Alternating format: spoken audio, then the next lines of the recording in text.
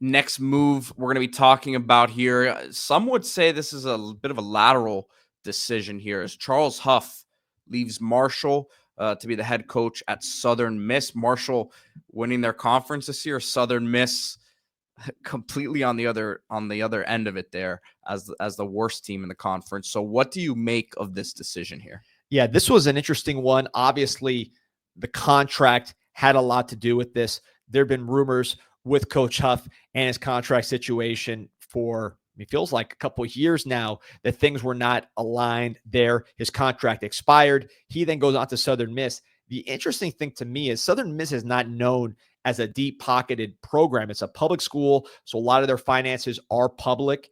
You look at the contracts previously for Will Hall, who was the prior coach of Southern Miss. He made $824,000 a year.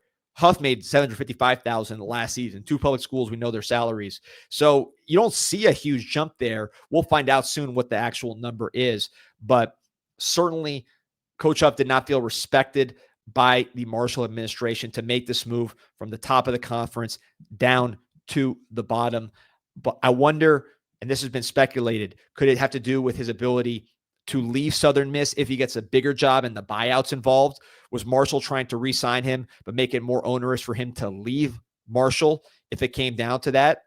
That could be something, just preserving future flexibility, going to Southern Miss with an eye towards rebuilding that program and getting a bigger job and not having an onerous buyout situation that maybe Marshall was presenting. That's speculation, but it has been rumored.